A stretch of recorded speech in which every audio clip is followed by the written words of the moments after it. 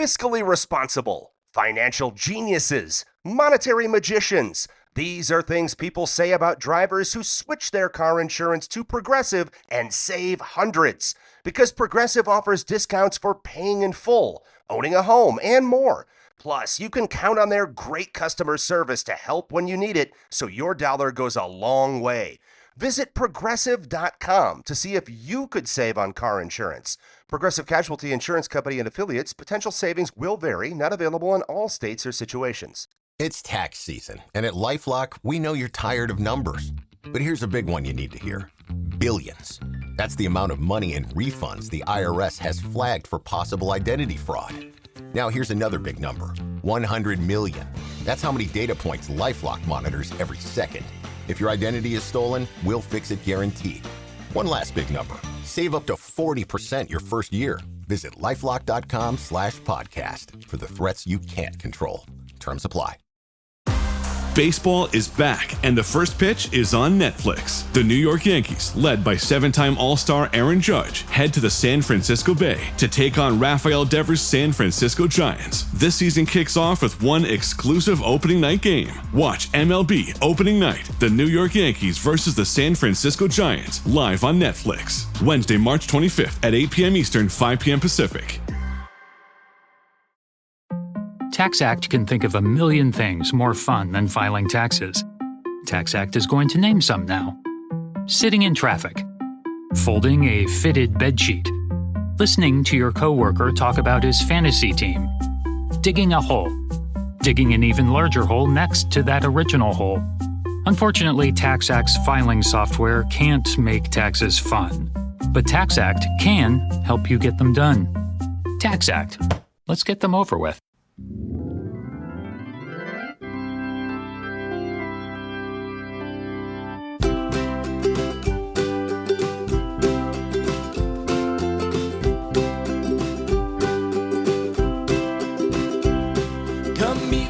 The Musial with Alan and Daniel. We'll talk about the Cardinals all night long.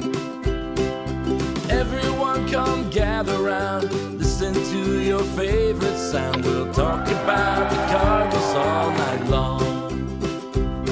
We'll talk the games and all the rest, about the team that we love best. We'll talk about the Cardinals all night long. We're gonna talk about the Cardinals all night long.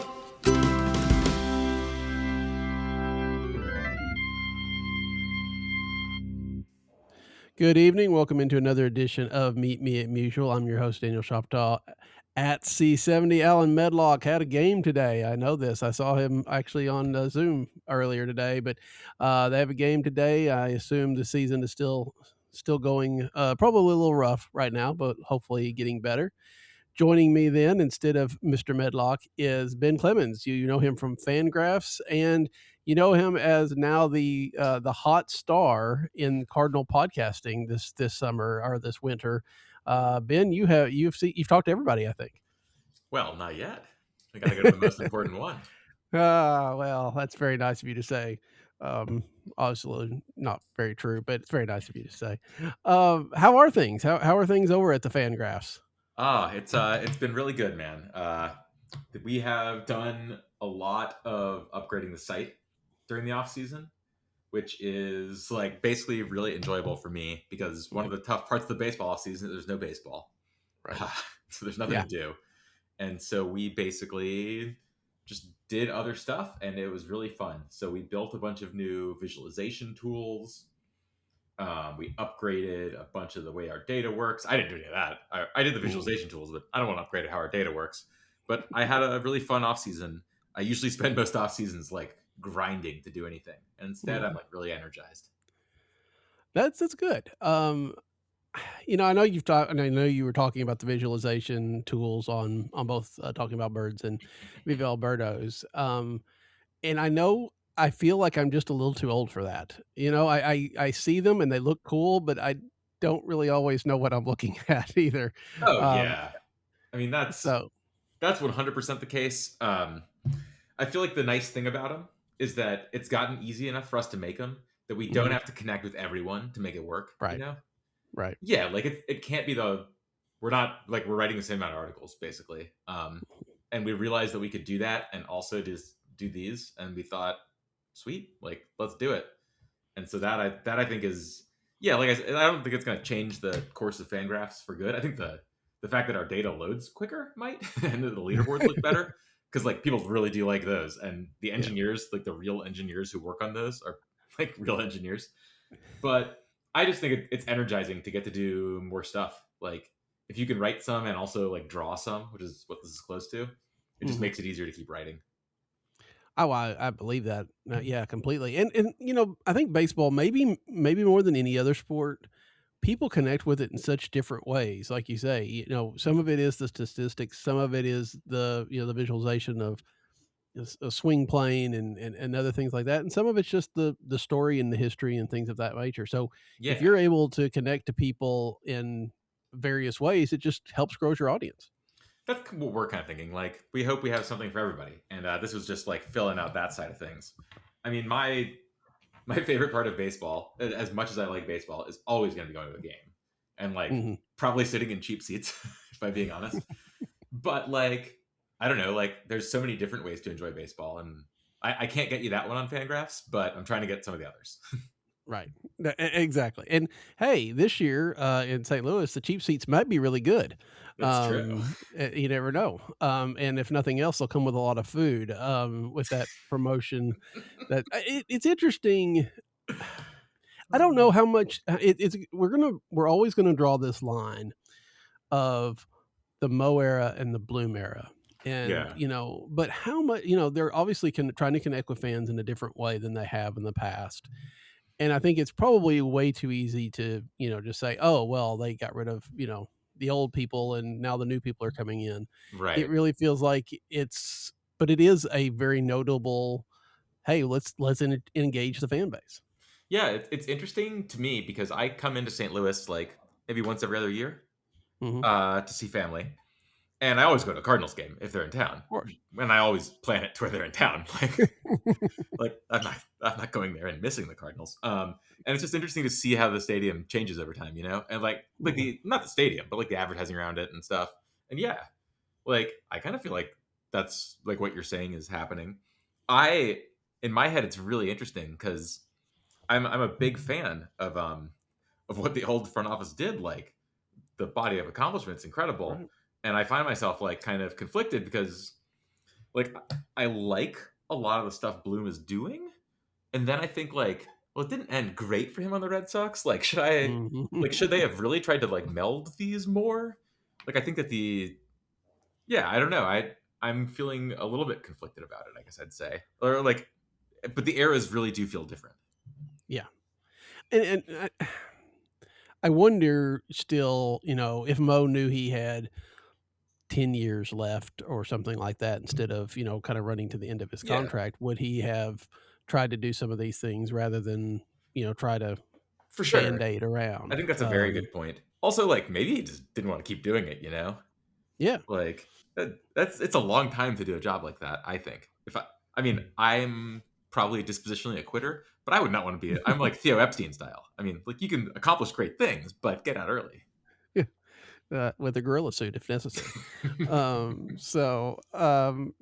agree. I think there's so many things that go on behind the scenes that it's not just the difference between Mo and Bloom. We just like to find our figureheads and our shortcuts. For sure. That's a great point. About those eras. But there's no doubt things have significantly changed for the Cardinals too over the last couple of years. And the development side of things seems to be really kind of ramping up. I don't know what are your thoughts about what we have seen, not only what we have seen on the field, because there's still not a lot of time for that, but what we've heard about what they're doing. Yeah, this is what I mean about being conflicted, because it sounds good to me. Like, right. Like this sounds like what I would do if I had, or like what I would try to hire smart people to do. I don't know how to do any of this stuff. But it seems like they're doing the things that if you walked in and you're like, I want to win, I want to find like evidence-based ways to win, and I want to research new ways to win. It seems like you'd be doing what they're doing. Like I feel pretty solid about that. I mean, the thing is, it's like it's not as though the alternate plan is don't do those things. So I feel like I'm making it sound like too obvious. What I would say is it's like a little bit, it's like chiseling out extra edges. Like everybody's doing most of the stuff good, but it does sound to me like they're approaching things in a way where they're trying to do more stuff like a little bit better, if that makes sense. Yeah, I mean, I think they got so far ahead. It's almost a tortoise and the hare, right? They got so far ahead of people for a while that they thought they could kind of rest, especially with COVID, and COVID threw a loop for a lot of people. Yeah. And now they're trying to have to catch up again, but they're trying to catch up not by running faster than everybody else necessarily, but maybe finding a different path that gets them to the same place. Yeah. I also think, like, generally speaking, it's good to have, like, on the pitching side, have the people trying to figure out what to do get overhauled, because I can't keep up with like the state of the art, but it's clear that it's hard for people to keep up with the state of the art. So I just like the idea of overhauls. Like, there's very few people who have been able to consistently outperform across eras on like a development side. Like, what team keeps churning out pitchers? I don't think it's tough. Like the Yankees, I guess, probably the best example. Like, their relievers are incredible, but they like work really hard at it and hire a ton of people, and a ton of their pitching coaches like get hired elsewhere. So I think like refreshing there specifically is likely to lead to much better outcomes. Like, just I don't know exactly what, but revamping pitching development seems like a move that lots of teams should be making, that seems to pay dividends every time they do it. Yeah, and that's a really good point, because you're right. It's time to when you know all about one thing, it's very easy to just stay in that zone. And then as things come up, as things become new and other people learn them, you can try to learn them, but you're always going to be a step behind, I guess is what it for me. I always like to say I'm old enough that I was getting out of the, kind of late in college when, Moneyball's getting written, or, the beginning of this stuff. And so I grew up on the baseball card stats. For sure. And while I appreciate the new stuff, it's hard for me to really necessarily, feel fluent in it, I guess is the word for it. Oh yeah, absolutely. And so I think that's what you're saying there too, is once you know all the hot new stuff, well, but you don't necessarily know the bleeding edge stuff, and trying to understand that when somebody that has, lived and breathed it comes along is difficult. Yeah. There's this idea in in finance, my old world, of model decay. And it's like the thing that you're doing doesn't work for that long. Like, things adapt to it. Yeah. And then you're just average. Like, any edge you have gets stolen out over time. People, like, personnel move, all that kind of stuff. So if you make an advancement 5 years later, even if the advancement is like by like using older techniques more again, but like if you make some change that's revolutionary, people will get all the good stuff out of it, and then they'll make some other changes revolutionary. So you almost like have to keep changing, I think, because no one has an edge for long.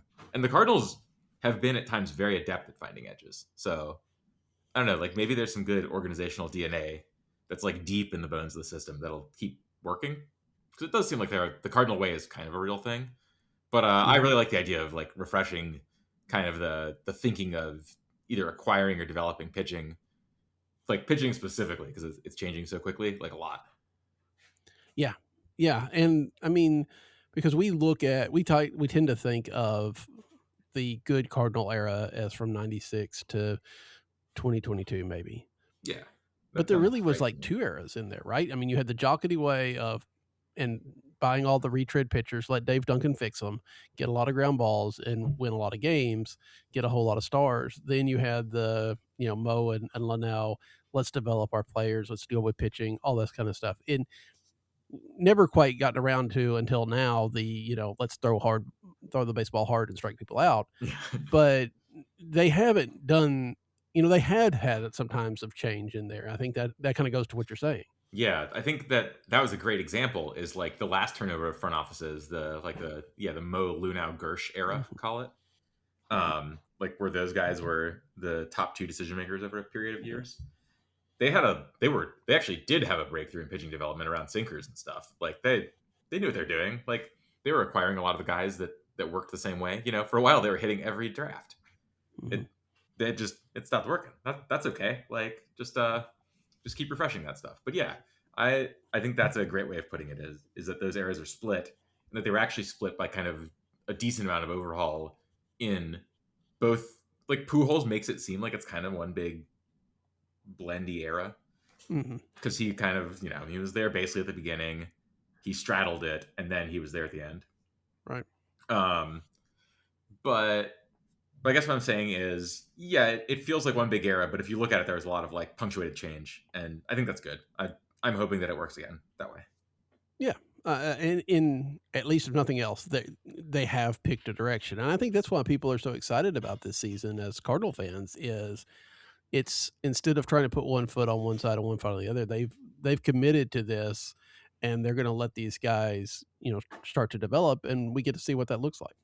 Yeah, I mean, we're gonna have to be careful what you wish for situation, Right? But I have to say, it's one of those things where if you haven't had ice cream in a few weeks, ice cream sounds so good. Yeah, like I think it's gonna be pretty cool. I kind of felt out of touch with the last Cardinals competing teams because I wasn't following them like daily. And you want to be following a competing team like pretty close, right? And like all the dances and stuff and what's going on.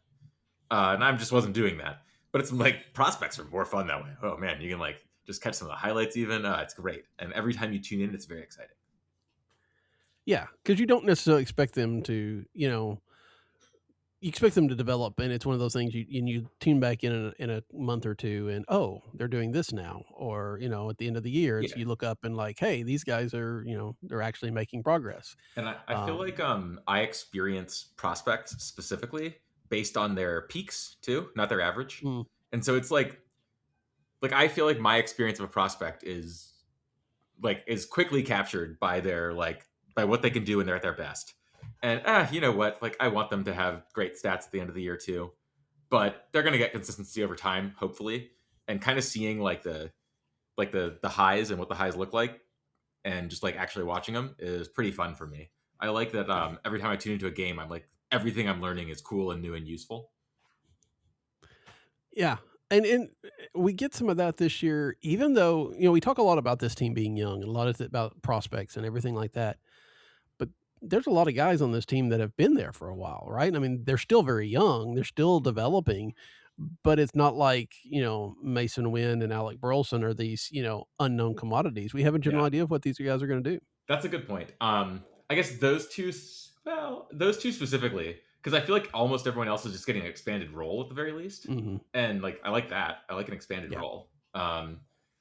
That's a great point. I guess the way that I would square that is that I like watching Masyn Winn. So like, great. Oh yeah. I bet you it's really weird for him and Burley. Like they're definitely the two like most established type players on this team. I mean, maybe you can put Herrera there. Didn't hurt. Yeah, that's what I'm saying. You don't play enough, it's difficult.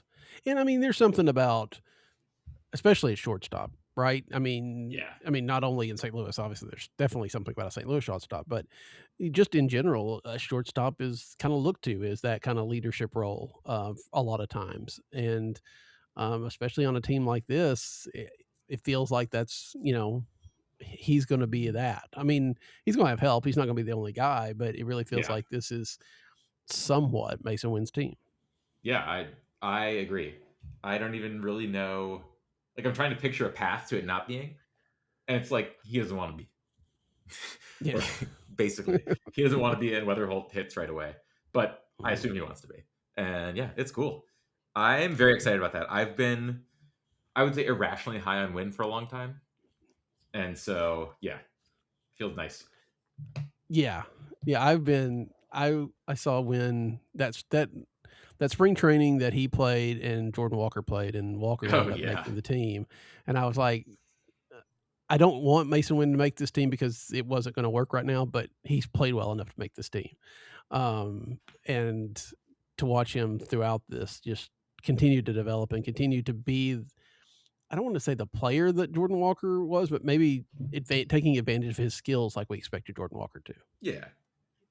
Yeah, I mean, I feel like I always saw those minor league highlights that Kyle Reese posted, Mhm. and all the win highlights were just so absurd that by the time he got to the majors, I was like already fully bought in. Like he just took the like so many ill-advised throws that he made like easily. Ugh.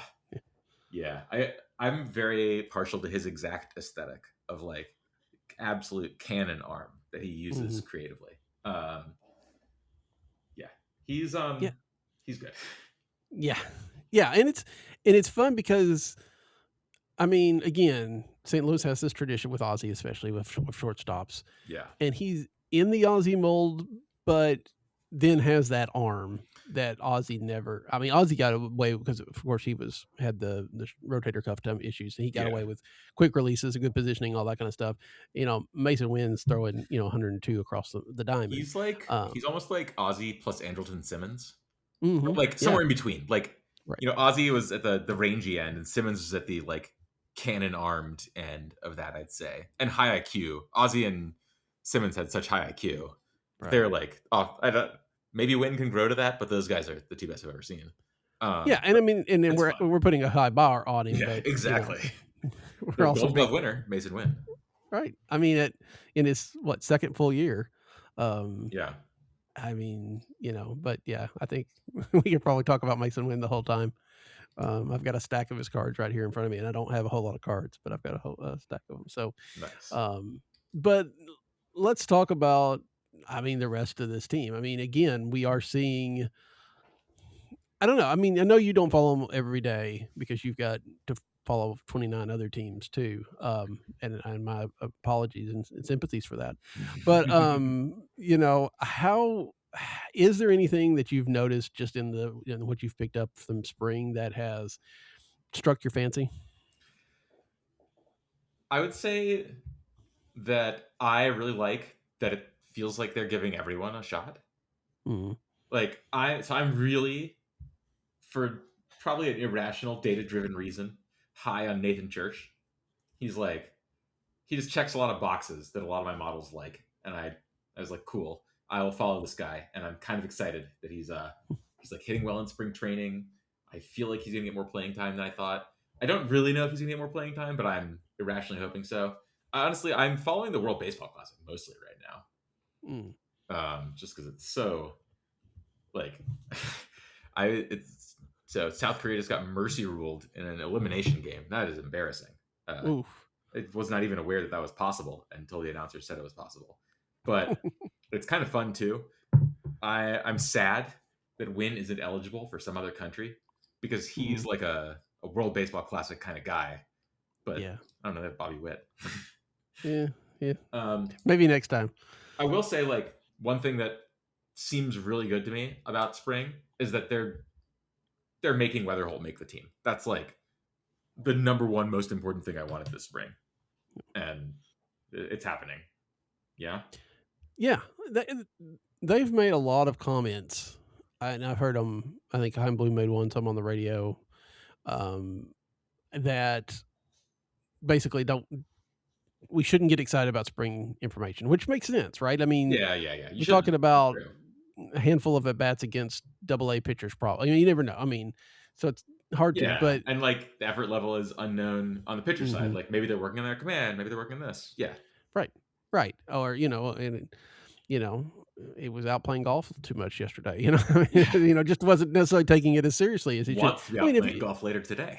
Right. That's right. He's like, just trying to get this over with, let's move on. So yeah, but I mean, granted, I think just like you do every time, and you can look at the process, you can look at how people are approaching things and get some idea there, but I think you almost have to be on the ground there, right? I mean, you have to be watching, you have to be part of the organization to really understand that. There's obviously lots of real signal in spring, but it's not in the stats. Mm-hmm. It's in like you're saying, stuff that you see on the ground every day. And I think that's what they're saying. When he says don't get too excited about spring, he means, guys, it's 30 at bats. Right. But I think you can see a lot of like physical skills and like clear, like you can look at how good the at bats were, right? In a way that the stats can't.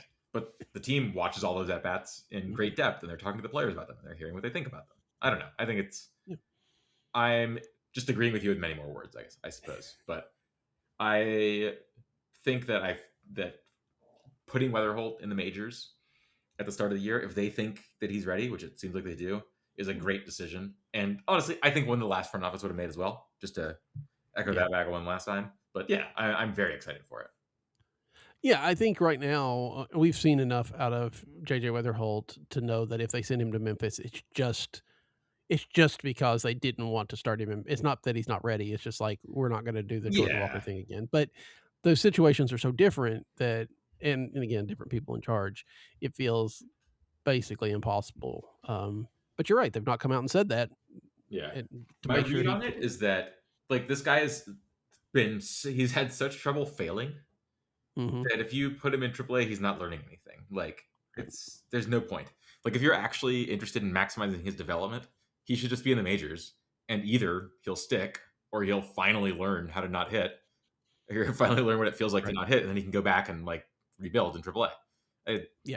I feel like, the Walker corollary, Walker had failed, right? Like, Walker had hit at several levels, not as well as Weatherholt did at any level at older ages. Not at older ages, but like Walker had bad seasons before he debuted.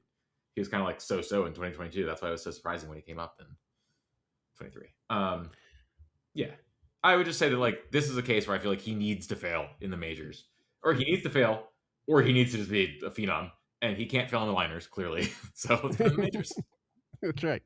Well, if that's a choice, let's just make him a phenom. Then I guess that'll work. I mean, that's what I'm hoping. Yeah. And we had this discussion last year. Some of us did, about this idea of what development means, because sometimes I think a lot of people think development means you play the kids in the major leagues, they take their lumps, but they learn from that.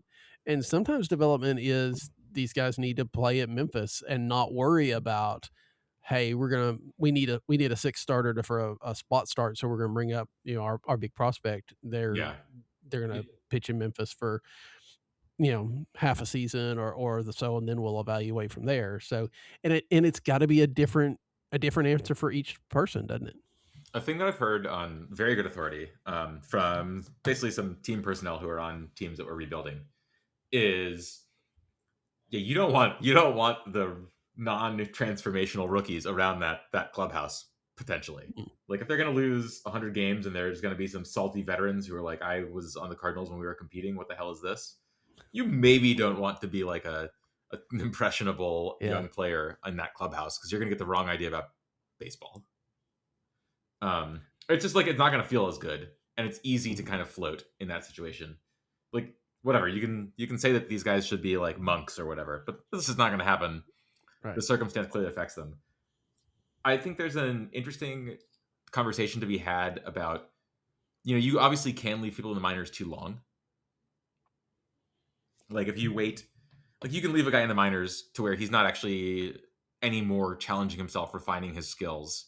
Then he's just like basically wasting away, missing time where he could be improving. And you see this sometimes where teams are so blocked, the prospect gets to the majors, but it's too Cardinal late. Catchers over the last 2 decades. Yeah, right. Like, this is clearly a real effect, that leaving guys in the minors too long can have problems. But calling guys up too soon can have problems too.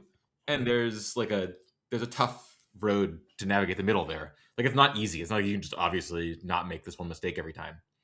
But I think that we can worry about leaving guys in the minors too long later, because they're clearly not doing that right now. But for now, I feel like they should be smart about who to expose to the pressures of the majors. Like, I really didn't want Josh Baez in the majors. But Weatherholt, I think, is a special situation because, as I mentioned, what you're talking about is missing time to develop, and he's not really developing in the minors. He's just like, he was like one of the best hitters in AAA last year. Like, that's not very interesting for him to keep doing. Let's give him something new to do. And that's how I feel. If they're learning and developing, keep doing it. If they're not, move them up. Right. I mean, in Weatherholt's case, I mean, he's a college player that played at a high level. He hit very well in college. Yeah, exactly. Against advanced competition. Like, he's been doing this as a de facto job for a while. So, yeah, you're right. There's nothing nothing more for him to learn there. So, but then the Cardinals have to figure out how to get some of these players that maybe they did rush or not necessarily do, like mainly we're looking at Walker and Gorman. Now Gorman's had a better spring. The numbers aren't there, but again, numbers, whatever. But it still feels like it's a struggle for Jordan Walker to, really unlock what he can be. I'm at a loss. I don't know, man. Like, so this is one thing that I will briefly refer back to my Fangraphs visualization tools for, is that I didn't realize this. Like, I knew it viscerally from watching him, but I didn't realize how little of Jordan Walker's hard contact came in the air. Like, how often when he hit the ball in the air, he was mishitting it. Until I looked at the data. And I feel like that's what was so confusing to me about him as a prospect, is that you got a little blinded by the advanced stats, right? Like the bat speed and everything, and the exit velo. But those aren't the same as hitting home runs. He does hit home runs, but I didn't realize, if you talk to a scout, they would have told you he's gonna need to learn how to get the ball off the ground. Like, his swing is geared to generate best contact in unuseful ways.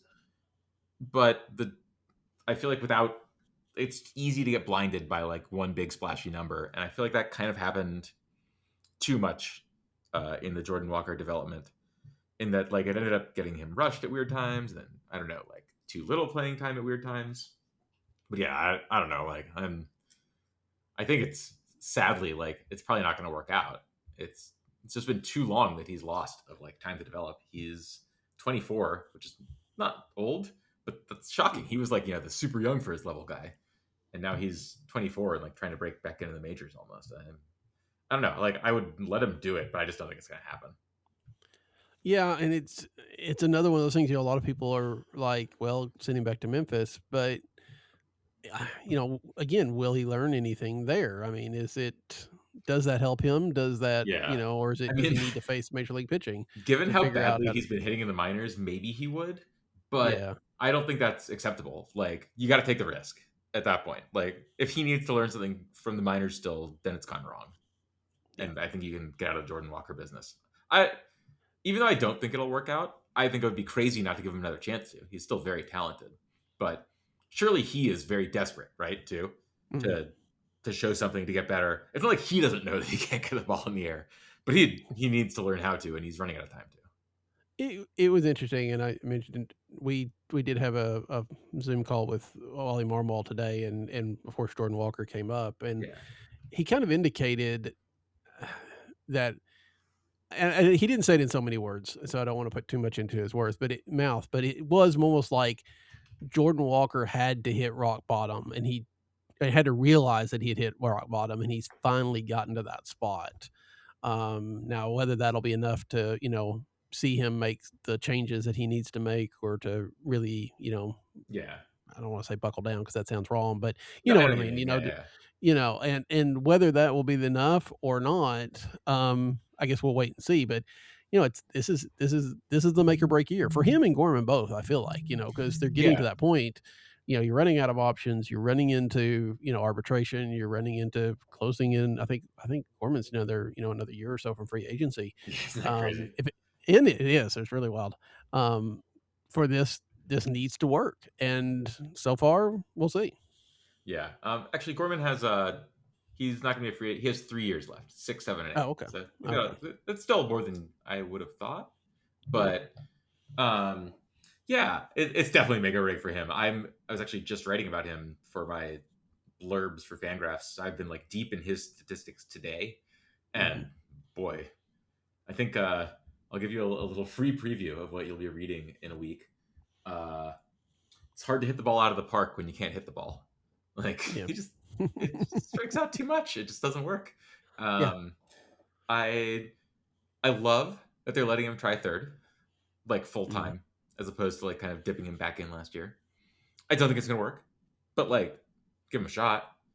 I don't think that this can possibly work out. Unfortunately, he just strikes out too much, and that's just too disqualifying of a problem in the majors. But again, you have to find out. And he improved his swinging strike rate last year. So like, what, you're not going to give him a chance to after he was one of your top prospects for a few years? I think they're being very smart about these, but I kind of think that they're both going to, like, the odds are against both succeeding. I hope they both defy the odds, but certainly the picture is not looking good for either.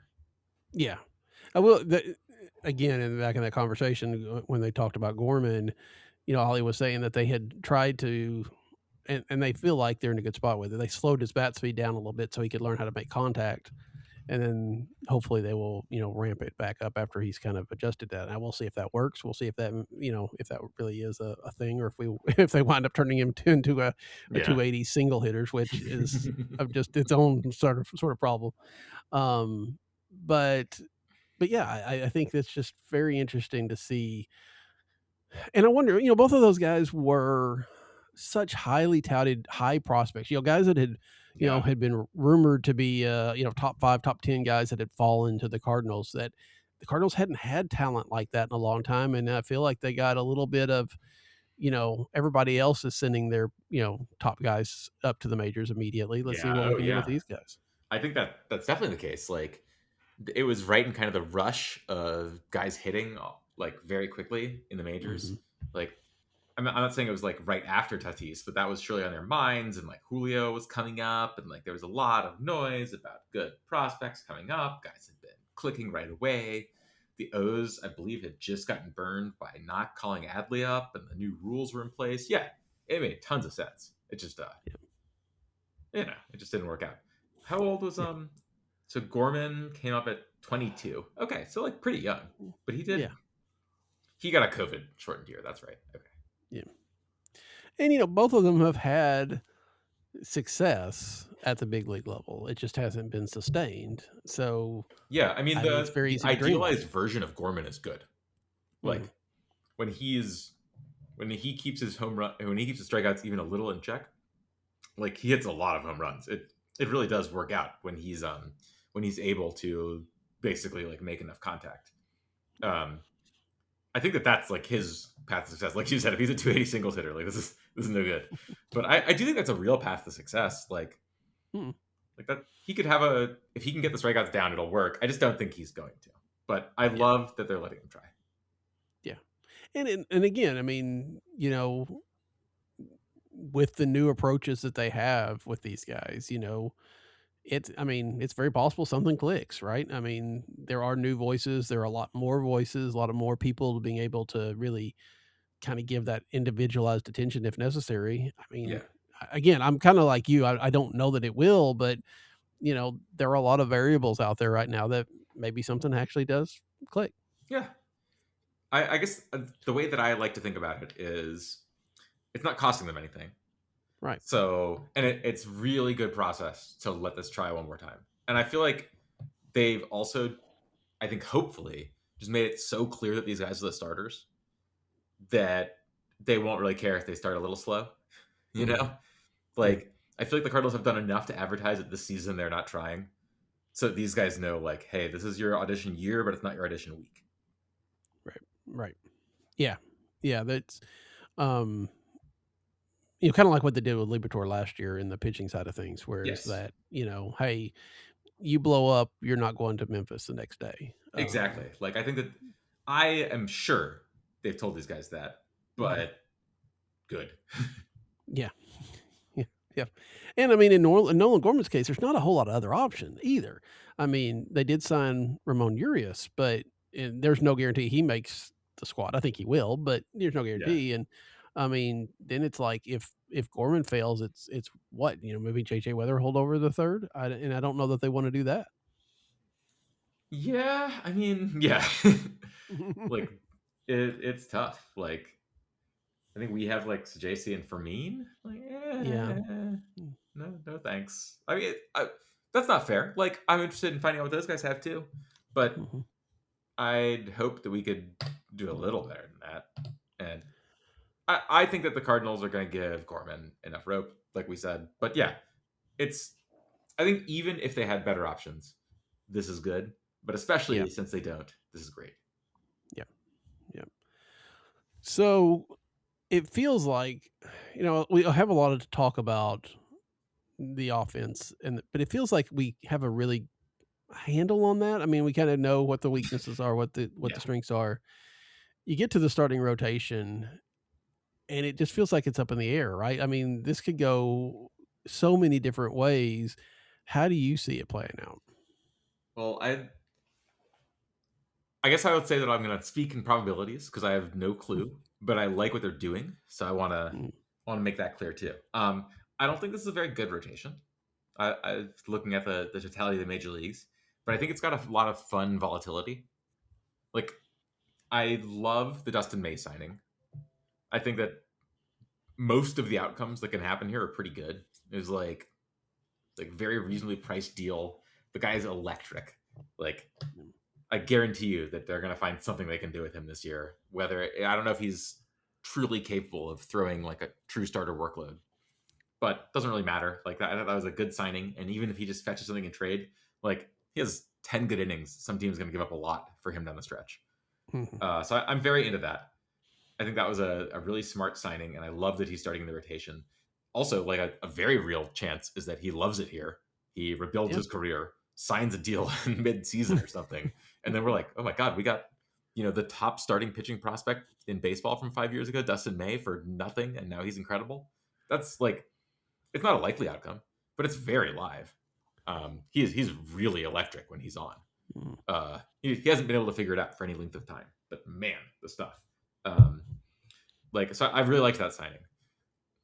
Like what you said with Liberatore, they're just telling him he can figure it out. Yeah, I think that's good. I think he's a nice mid-rotation starter, and he's probably the least exciting part of this rotation, even though he's their ace, because I don't know, he's very stable. But what I love that they've done is, I think they just have a lot of people that I want to see develop and figure out if they're like going to be great, if they're going to take a leap forward, if they've learned a new pitch in the offseason. Like, as I look through the depth chart and we try to figure out who's going to get starts, I'm just like, this guy's interesting. This guy's interesting.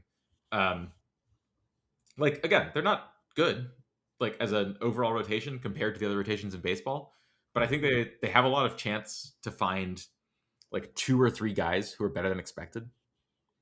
And maybe one guy who's a lot better than expected, because they go like 8 deep with, I think, people who are interesting. Maybe 9 deep. I don't know. I don't know how much we think Tink Hence is going to be in the majors, like, as a starter this year. Probably 0. Yeah. So like they go 8 deep with guys I'm like, yeah, okay, I'm in. But my point is that, like, that's cool. You don't need to turn that many of those guys over to have this year be a success. And I don't feel like it was ever like that in recent years of the Cardinals.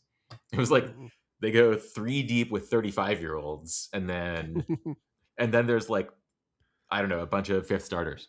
Like, I don't think McGreevy is great, but he could learn a new pitch and be unhittable. And he has a lot of the other stuff to be great. And lots of these guys who are like not there yet, I think the more pitching is like, pitching these days feels like you're shaking up a snow globe or something almost. Like the way that, or maybe a magic 8 ball. Like guys just learn random new stuff all the time by getting shaken around between different people they're talking to. They learn a new pitch one day, or one offseason they add 3 miles an hour of velocity. I think the Cardinals, this iteration of the Cardinals seems to be recognizing that more and trying to lean more into that. Because, like, I don't know, it's been a while since I've had a lot of guys where I'm like, oh, they're 1 skill away from being cool. I guess this was supposed to happen the year where they traded everyone away for like Tekoa Roby and all them. But I don't know, those prospects got hurt. But yeah, I'm really into it, is what I'd say. The pitching staff, I think it's going to be one of the worst 5 or 10 pitching staffs in the majors, but in a way where, like, this is the most you get out of it this year. Really smart way of doing it, if that makes sense. Yeah. It'll probably be a bottom third pitching staff that winds up throwing the first no-hitter since 2001, something like that. Yeah, of course. I mean, of course. It's going to be something of weird like that. That's how this always works. But yeah. I'm into it. I think that if you are, like, you mentioned how that you're excited that the team was not stuck in the middle. I feel the same way. And I think that the best way to have a good 2027 rotation is what they're doing right now. And I don't know if I've almost ever felt that about the Cardinals in recent years, because I was always like, look, hitting, they know what they're doing, but pitching, they're mortgaging the future. And so that's a really fun like turn of events. Yeah, and to stockpile as much pitching as they did this winter, again, most of that's not going to be ready for this year, but it could be ready for next year, or it could get to the point where, they get enough that they can trade for a bat if they need to. Totally. And one thing that's really nice about starting pitching prospects is that you want to have a bunch of them because people get hurt and stuff. I don't know. Pitching's weird. Yeah. So, and B, everybody wants to have a bunch of them. And so yours are like strangely valuable, even though their failure rates are high. So both, it's great to have a ton when you're rebuilding because a few of them will hit, and then you'll have pitchers, which are very hard to get. And then B, like they're actually really valuable in trade. So I think that you saw the old school of like the O's, the Astros, the Cubs before them. I guess it went Astros, Cubs, O's, rebuilding around hitting. And I think that it still makes sense to focus more on hitting in your minor league system because hitters are more likely to pan out at the major league level. And you'll see the top of the draft usually works like that. People are thinking this way too. But I think that starting pitching prospects had gotten undervalued because all these teams were trying to do the same move. They're all trying to develop hitting. They're all trying to develop hitting. They're all trying to develop hitting and sign major league pitchers. And so I think the Cardinals are in a good spot here where like they have a bunch of stuff that is a valuable commodity. Like the Mariners have successfully done a similar thing. Mm-hmm. It remains to be seen if the Cardinals are that good at pitching development. But I don't know how much of it was by design and how much of it was fortunate. I think a decent amount was by design. They've done a good job of ending up with a strong hand in the relative game of baseball where like right now pitching prospects are kind of in and they're kind of hot in transactional things. And it's like right at the time where the Cardinals have gotten a bunch of good ones. Yeah. I mean, it is like I said, I mean, just finding the direction is good, but to win these kind of trades, to have these kind of trades is weird, obviously, because we're not used to being on this side of things. And like you said, even in 23, where they sell off these pieces and we think they're bringing back something, even then, even the prospects that they brought back then were not necessarily high value ones. Tekoa Roby, who still has a chance to be something if he with health, and so JC. Yeah, and Robertson is we'll see. He's still in the organization. We'll see how much he can do. But it wasn't the kind of high level juice they brought in this winter. That's for sure. Right. And so to have these guys, to be able to look at a top 100 prospect list and see a lot of Cardinals is pretty intriguing, and especially when some of them are pitchers. I mean, you've got, and that's not even counting like Liam Doyle, who, is probably going to be one of those fast rising kind of guys that's definitely. Yeah. And is going to bring an attitude to the Cardinals that I think the attitude is shifting too, right? I mean, it's definitely moving away from that, lunch pail, accountants, as I can say that because I am one. I was thinking of business professionals. Yeah. Yeah. To a little bit more of a loosey-goosey type of let's have fun with this. I'm actually really curious to see how that vibe plays out like on the field, because I kind of enjoyed the old tension between like the grumpy old dudes faction of the team led by Goldschmidt. And, obviously he's not actually grumpy, but it's just the look, man. He just looks it, and I don't know. He's like so square at everything that it just feels like he must be square. It's going to be a really interesting change in vibe. I'm excited for that. I feel like it might not stick. I might find that I like the old one more, but I want to try a new one, and so I'm excited for that. Yeah. I mean, and it's going to be that balancing act, right? Because when a player has personality, we like it, unless they're not actually doing anything on the field. And if it's a team that's a whole lot of fun, but they're winning 70 games, then how much are we for 1 year that might be okay. For 2 or 3 years, I think after a while that it's like if you're gonna have this much fun, winning is a lot more fun. Try that. Yeah, agreed. Yeah. So, all right. Well, I'm trying to think. I think is there anything else that stands out on this team? Anything that you're excited about? In fact, let me ask you the question I've asked everybody else. I should do now because I want to save it to the end. I've asked everybody else this year if there's one player that you're going to follow this year, professionally, personally, whatever, for the story, whatever the player for 2026 is, who is that guy for you? Well, actually, I'm going to have to give you two because I realized that I got this far without mentioning Lars Nootbaar. And while I think he's probably getting traded once he's healthy, I really like Lars Nootbaar. I have been very high on him for a number of years, and turns out I was probably overstating how good he was. But he's very good. I think he's still very good. I'm excited that he's on the team, but I don't think he will be for long because he's 28 and headed for free agency, and like he could use a new start, I think, and the team wouldn't mind moving on. I'm very excited for Ivan Herrera. I think that Ivan Herrera is the guy, other than Weatherholt, who I've just talked about enough already. Other than Weatherholt, Ivan Herrera is the guy who I think is most likely to be the next awesome Cardinal I don't know about yet. He's not like super young, but he hasn't turned 26 yet. He's not been in the majors that long, and he might be a great hitter. I'm not saying he will be, but I think that the skills to be an incredible hitter, like the kind of hitter where you're like, well, this is one of the best 10 bats in the league, are definitely there. Like, he walks a lot. He doesn't strike out much. He hits the ball very hard. Very hard. He swings the bat hard. He's not cheating. Like, this is not some Isaac Paredes, like, cheat the ball over the wall to hit home runs thing. This guy is, like, an incredible hitter. And I feel like, basically, he just really can't catch. Like, really can't catch. And that was holding him back with the bat. It's not, like, a given. But the trajectory that he's been on as he, like, catches less and DHs more and gets more chances to work on his skill where he's one of the best in the world at it is awesome. And it wouldn't shock me if he turned into like a generational level DH because the trajectory and like just the numbers are quite good. Okay, I want to talk about both those guys. So we'll talk about Herrera first since we're there. Do you think, I mean, the Cardinals have traditionally not liked to lock up the DH spot. Unless it's Albert Pujols coming back for, but that's, a little bit different situation. Do you think that they would do that if they did move him off of catcher, or do you think they would still try to, first base? No, I think he'll play first base.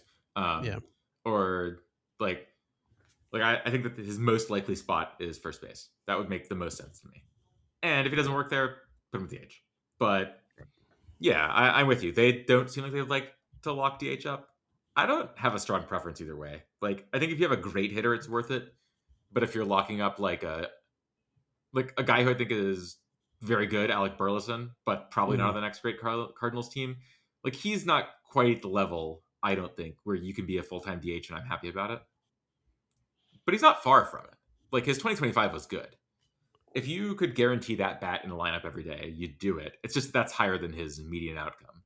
I think like Herrera's median outcome is probably good enough that he could be a full-time DH, but I think they'll shy away from it unless he's like very good. And then Nootbaar, it feels like we've heard a lot. Well, we've not heard a lot, I guess is what I'm trying to say, about Nootbaar this spring. I mean, he made an appearance at spring training at one time, and, people talked to him, and then it's been kind of radio silence on him. I mean, when do you think they would actually see him back on the field? Because it's obviously not going to be opening day, and it just seems to me like it's not going to be necessarily anytime soon either. Yeah, I think they're setting it up for like May or something like that. Like, so the most recent news I saw was like yesterday, maybe, from Derek Gould, that he's been playing. I don't even think he was running, but I got to look this up. It's on Fangraphs somewhere. He's been increasing his agility drills and is soon slated to ramp up his running program. It's like, oh, okay. So that's not soon. That's not soon. I'm basically thinking that like they're gonna want him to be running full speed before he rejoins the majors. Sure. I don't think it makes any sense for anyone, Nootbaar included, for him to like rush his return. So I think that like when he comes back is going to be basically a function of how he's feeling in like May when he's hopefully healthy. But yeah, like you wouldn't want to pick him as like a full season person to follow because he's just not going to play a full season. That's obviously always been his issue. But especially now, like before, I feel like there's some chance that he was rushing himself back because like they're trying, and he was like one of their best players. So make sure to get right is my view here. And so if that takes him half the season, great. Yeah, and I think also when you talk about that, I think it's going to be interesting to see how maybe this new regime treats rehab assignments. Yeah. Because we saw a lot of times we'd see like Wilson Contreras goes down and plays like 2 games, it goes over 8, and then comes back. I mean, and was that why do you bother going to Memphis for that? So will they ignore them, or will they let them play a week down there? I don't know. I mean, I'm sure it depends on the player, but I think that's going to be something. Some of these little little small little nuggets of they're doing that differently. There's an interesting calculus there. Jeff Zimmerman, a guy who works at Fangraphs, has done an interesting study of basically like people returning from injuries, and it makes them worse. like it's the numbers don't lie. When you come back from a hand injury, you don't have as much power when you come back. Right. Like the players get worse, and it clearly hinders them. But the thing is that the team is saying like, yeah, but would I rather have 97% of Wilson Contreras or 100% of I don't know whoever we're shuffling in the lineup today? Right. So JC is like the guy who gets the added playing time due to some cascade of platooning. But like it's like, well, we're in a playoff race, Contreras. We're trying to make all of our guys healthy for a long time, so JC. And you're always balancing those things. I hope that they're leaning the balance appropriately the other way. Like if they're bringing a guy back because they need to win a series, I'm going to be very disappointed. Right. I would like them to make sure the players get healthy and play well. Yeah, and obviously they are going to be looking to win as many games as possible this year. And we know that. I mean, we're not. This is not the Cubs and the Astros they're not looking to tank. I think if they don't win a mid-70s games or at least 70s games, they'll be just very disappointed. Right. Yeah. I mean, unless whatever without some sort of caveat. So I think that you're still going to see though that I think they're going to should be prioritizing the health of the players and not worrying so much about the results on the field.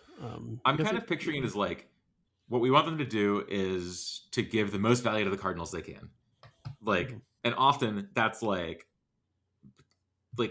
burning it down, essentially, like going for it. And right now, like, I don't want them to make decisions that like to make the current team bad. That's not what I'm looking to do. But I hope that they make decisions that'll make the future team good. And if that leads to like longer rehab assignments, that I don't care. That's totally fine with me. I don't want them to like do stupid stuff to lose on purpose to try to get a better draft pick. I'm not into that. But like doing things to focusing on the future, I'm good with. And I'm with you that like, yeah, maybe if guys don't look like they're quite ready to come back yet, like don't make them come back. But to be fair, the guys probably want to come back, but change the culture to where they're less like insistent on getting back even though they're not healthy. Yeah. It probably also helps that they don't have the veteran status that some of these guys do, so it's a little easier to tell them what to do. That's a very good point. One great way to control your players is to not have the players who will tell you no. That's right. I think that's going to be very, very interesting to see. All right. Well, and I do want to ask. We're going to go completely off from the Cardinals, but I was watching them a little while ago, and of course they had the at least one or two of the ABS challenges and stuff like that. Is that something you think that will show up on Fangraphs in some sort of analytical way of seeing who's doing the best at challenging and who's not? Well, Daniel, you're talking to Fangraphs head of challenge research. Believe it or not. That's pretty lucky. Lucky of you. It was a question to ask. No, I don't actually know what that means. I talked to Meg Rowley, my editor, a few days ago, and she was like, "Hey, do you want to like spearhead the challenge research?" And I said, "Yeah." And we just had a call about it today. We're going to do some stuff. I am hopeful that there's nothing to be gleaned. So I'm a big tennis fan, and they instituted a challenge system, and it was spectacular. And there was no need to do analytics around it. it was just like in close situations, you always found out what the truth was, and that was cool. And so, like, you know, if it was an important point and it was really close, whichever side was on the short end of it just challenged. And like, that's exactly what I want to happen. No one was particularly good or bad at it, and it just turned out that it improved the accuracy of the calls. So that's what I'm hoping I find. We're gonna do some research on it. I think some of the baseball savant graphics on it are very good and very intuitive. It shows you where the challenge pitches are and stuff. I like those. We're probably not gonna make them. We're gonna have leaderboards of like who adds the most value and that kind of stuff. And I expect to do a decent amount of writing about it because people are interested. But yeah, I'm hopeful that in a year we're just like, yeah, obviously there are challenges. I think I'm very excited to be at a game in the bleachers or like in the upper deck when there's a challenge, because in tennis it's so fun. Like the crowd all gets into it, and they like, you know, the thing zooms in and it's really close, and they say whether it's in or out, ball or strike. Yeah, I'm very excited for that. I think that it's going to be good for the game. I'm hopeful it's an analytical zero, but if it's not, I guess that's kind of cool too, because then that means there are people who are good at it. Yeah, and I mean, you know, we do. If there's anything we know about baseball, is people will dig into stats as far as they need to. Oh my god, yeah. I'm interested to see if catchers, when they're batting, are better at it than maybe other players Were are. you in our meeting? Yeah, like I think I'm just a common everyday man. You all are looking to hit the lowest common denominator. So that's I think it's fascinating, right? Like I think that the catchers are all going to suck when they're batting. I'm super curious to find out. I think there's a lot. I think one thing that I will caution you when you consume this content in the future is it's going to take a lot of games before we know. Because I was like, someone asked me a question: how many ultimate challenges will there be? That's like full count, bases loaded, bottom of the ninth, 2 outs, like, hopefully, right? Where it's like a run scoring or the game's ending, and the answer was like none, which I'm happy about. That seems like a bad way to end a baseball game. Yeah, wouldn't want that. But also, like, there just aren't that many opportunities for that to happen at all, and so, you know, I think that what you'll notice is that, like, even though you can kind of imagine some bad scenarios, I think mostly what's going to happen is that, like, you want to get the 7th inning, like 1-2 pitch or 1-1 pitch that's going to swing the at bat right. And usually the way that teams are using their challenges is going to be save them for a high leverage spot and then use it if you even think it's close. And great. I think that's really good for the game. You know, there was one tonight in the Cardinals game that it went from you know, it turned a strikeout to a walk, and that meant bases loaded, 1 out instead of 2 on, 2 outs, and Astros scored a couple games, but you know, eventually the Cardinals won it too. So, you know, in the long scheme of things, it didn't really make any difference. But I think one thing that makes it more enjoyable is that, you know, they're getting it right. Like it's hard to be too mad when it's like the ump got fooled. We didn't benefit.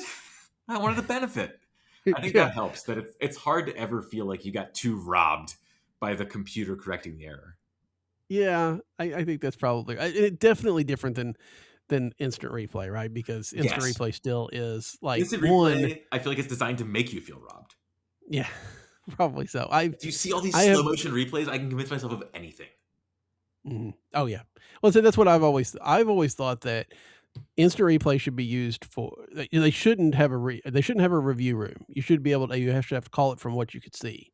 Yeah, and I agree. It's to fix Dinkinger. It's to fix you know, the Galarraga game, the big things, the things. It's not to catch the, you know, the lace touch the guy. You know, as he they're like implying false precision by letting you challenge the stuff they do. But in this case, they're not. Right. In this case, they got a camera. Like, it's great. I'm not 100% sure I'm right, but I am hopeful that this is just going to like almost fade into the background. So fingers crossed. And I went to a minor league game last year that had it, and it was, you know, it was interesting, and and so far it hasn't taken away from the games in the major leagues either. I don't think it's not like instant replay where you can sometimes stop for 3 to 5 minutes while New York, you know, makes a sandwich. I do love that they make the players involved in it challenge and not the coaches, it's like much improved. I'm big fan. Yeah. And I think that's going to be interesting too. Is there just some hothead out there that's challenging all the time, even though he's terrible at it? Here's one last one for you from our meeting today. Do some umpires get challenged more? Or do you just I hate that dude. Like, I'm definitely challenging him. Well, but then there's going to be it's like somebody said, what would ABS have looked like? How many calls would have been challenged with Angel Hernandez? And it's like every single one of them, because they would have burned it out. And I think we saw that, CB Buckner had 3 overturned.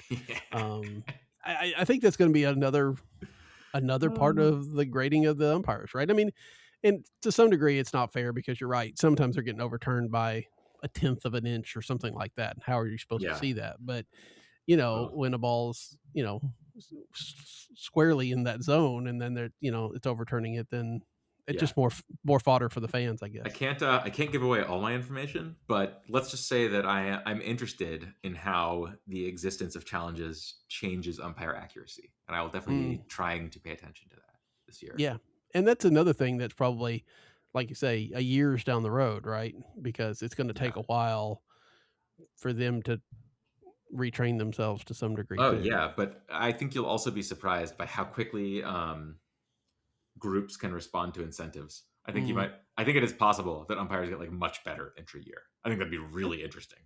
That would be. All right. Well, next year when you come back, then we'll talk about, all these challenges and hopefully we're talking about a whole bunch of nothing, but that doesn't, I do that every single week, so it's okay. I am very excited for it. This is a highlight of my preview season, and I'm looking forward to doing it again next year. Well, good. I'm glad of it. We will be back next week. Ben here starts our run of Bens.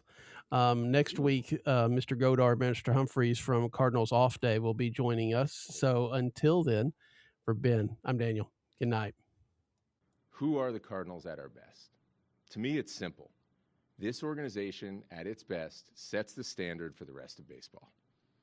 That's what set this organization apart for 100 years. Going back to when Branch Rickey literally invented the farm system a short walk from where we're sitting here today. To when George Kissel revolutionized how the game was taught. To when Whitey Herzog went all in on a style of play that set the tone for the sport for a decade. And to when, under the DeWitt family's leadership, this organization, including many people who are here, changed the way the industry thought about the amateur draft and about how to use information to make baseball decisions.